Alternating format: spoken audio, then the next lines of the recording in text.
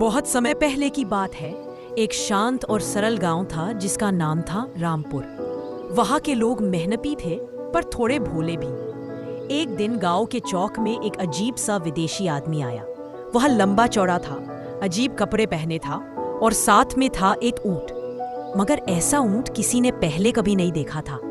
ऊंट की गर्दन पर सुनहरी घंटियां थी और उसकी पीठ पर रंग बिरंगी चादर थी।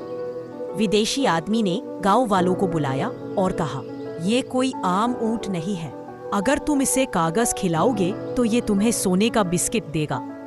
गांव वाले पहले तो हंसे, लेकिन जब एक लड़के ने पुराने अखबार का टुकड़ा ऊंट को खिलाया और ऊंट ने अपने मुंह से एक चमचमाता सोने का बिस्किट गिराया, तब सबकी आंखें फटी की फटी रह गई। अब रोज गांव वाले बारी बारी से कागज लाते और बदले में सोने का बिस्किट पाते। लेकिन विदेशी ने एक नियम बनाया, हर व्यक्ति को एक ही बिस्किट मिलेगा, बस सिर्फ एक बार। धीरे धीरे गांव में जलन और लालच पनपने लगा।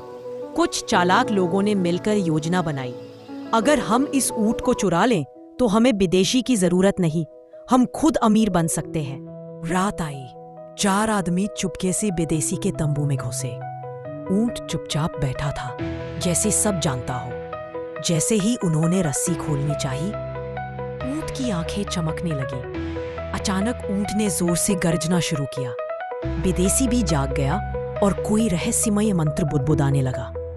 ऊंट की पीठ से नीली रोशनी निकलने लगी और वो चारों आदमी जमीन पर गिर पड़े। उनकी आंखों के सामने तेज उजाला छा गया और फिर अंधेरा। सुबह गांव वालों ने देखा कि चारों चोर बेहोश पड़े थे और उनके कपड़े राख की तरह जल चुके थे। विदेशी ने सबको बुलाया और कहा, ये ऊंट एक जादुई वरदान है। इसका उपयोग सिर्फ जरूरतमंदों के लिए है, लालचियों के लिए नहीं। मैं तुम्हारी मदद करने आया था, लेकिन अब वक्त आ गया है कि मैं जाऊं। उसने ऊंट की घंटियों को छुआ, कुछ कहा और देखते ही देखते ऊंट और विदेशी हवा में उतर गायब हो गए। गांव वाले सन्न थे।